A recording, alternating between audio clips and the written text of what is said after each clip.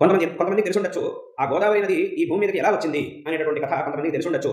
ఒకసారి ఒక ఘోరమైనటువంటి కరువు ఏర్పడినప్పుడు మన దేశంలో ఎన్నో చోట్ల ఒక ఘోరమైనటువంటి కరువు ఏర్పడి ఎక్కడ కూడా ఒక చుక్క కూడా నీళ్లు లేక సమస్త ప్రాణులు మనుషులు అందరూ వెలవెల్లాడిపోతూ ఉన్నారు. తినడానికి ఆహారం లేదు, ధాన్యం లేదు, ఏమీ లేక ఎంతో కష్టపడుతూ ఉండేవారు. ఏది దొరికితే ఇది అదా ఇదా అని తేడా లేకుండా ఏది దొరికితే దాన్ని తినేసేవారు. అట్లాంటి పరిస్థితిలో ఉండేవారు. ఏది దొరికినా పర్వాలేదు, దాన్ని తినాలి. పాపం వాళ్ళకి ఇంకో మార్గం లేక అంత కష్టపడుతూ ఉండేవాడు. ఈ దేశమే నరకంలాగా తయారైపోయింది. అటువంటి పరిస్థితిలో గౌతమ మహర్షి అపారమైనటువంటి అక్షయమైనటువంటి తపస్సుని చేసి పరమేశ్వరుడు యొక్క అనుగ్రహాన్ని పొంది ఆయన యొక్క అనుగ్రహంతో తపోబలంతో తన ఆశ్రమంలో అపారమైనటువంటి ధాన్యరాశిని పండించి ఎవరైతే కరువులో వెలువెల్లాడుతూ ఉన్నారో వాళ్ళందరినీ కూడా తన ఆశ్రమానికి పిలిపించి తన ఆశ్రమంలో వాళ్ళందరినీ పెట్టుకొని వాళ్ళకి ప్రతిరోజు మంచి షడ్రసోపేతమైనటువంటి భోజనాన్ని పెడుతూ అంత కష్టమైనటువంటి పరిస్థితిలోనూ అందరికీ ఒక మంచి భోజనాన్ని పెడుతూ వాళ్ళందరినీ పోషించి ఆదుకున్నాడు ఆ మహానుభావమైనటువంటి గౌతమ మహర్షి. ఇలా ఎన్ని సంవత్సరాలు ఆ కరువు ఉండిందో అన్ని సంవత్సరాల పాటు తన యొక్క తపోబలంతో ఈశ్వరుని మెప్పించి ఈశ్వరానుగ్రహాన్ని పొంది అందరినీ మనుషులనే కాకుండా సమస్త ప్రాణులని ఆయన పోషించాడు. కొంతకాలం అయిపోయిన తర్వాత ఆ కరువు మొత్తం తీరిపోయింది, పరిస్థితులన్నీ మళ్ళీ సరి అయినాయి.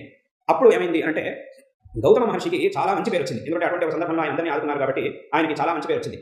ఆ తర్వాత ఏమైంది అంటే కరువు పరిస్థితి అంతా సరుగుతుంది. ఆ సందర్భంలో కొంతమందికి ఏమైందంటే ఈయనకి మంచి పేరు రావడం చూసి వాళ్ళకి ఈర్ష్య కలిగింది. వీళ్ళందరూ కూడా ఆయన ఆశ్రమంలో ఉండి అక్కడ భోజనం ఆయన పెట్టినటువంటి భోజనం తినవాళ్ళే.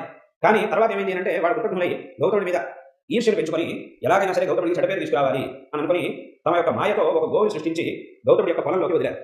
ఆ ఆవు అక్కడికి వచ్చి ఆ మాయావు అక్కడికి వచ్చి ఆ పొలాన్ని వేస్తుండగా గౌతమ మహర్షి చూసి ఆవుని పట్టడం తప్పు అని దండంతోనో దేనితోనో పట్టడం తప్పు అని ఆయన తప్పు కాబట్టి ఆయన ఏం చేశారు అంటే ఊరికే ఒక చిన్న సన్నని ఒక దర్భపుల్లని తీసుకొని దాంతో ఊరికే ఒకసారి ఆ గోవుకి ఇలా ఆయించారు అంతే, దాని గౌరవం కోసమని. అయితే ఏమైంది అంటే ఈ దర్భపుల్ల తగలడంతోనే వెంటనే ఆ గోవు కాస్త మరణించింది.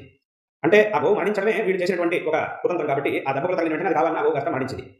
అప్పుడు వీళ్ళందరూ వెంటనే ఏం ప్రచారం చేశారు అంటే గౌతమ మహర్షి ఆయన అధర్మం చేశాడు, ఆయన పాపం చేశాడు, ఆయన గోహత్య చేశాడు కాబట్టి ఆయన ఎవరు ఆదరించడానికి వీల్లేదు అని వీళ్ళందరూ వెంటనే ఆయన గురించి చెడ్డ పేరు తీసుకొచ్చి విషయ ప్రచారం చేశారు. ఆయన గురించి ఆయన గోహత్య చేశాడు కాబట్టి ఎవరు ఆయన చూడకూడదు, ఆయన ఆశ్రమానికి వెళ్ళకూడదు, ఆయన అసలు మధ్యలో ఉండడానికి వీల్లేదు అని ప్రచారం చేశారు. అప్పుడు ఆ గౌతమ మహర్షి పరమేశ్వరుని గురించి తపస్సు చేసి విశేషంగా ఆ పరమేశ్వర అనుగ్రహాన్ని పొంది అనంతరం గంగానదిని ప్రార్థించాడు.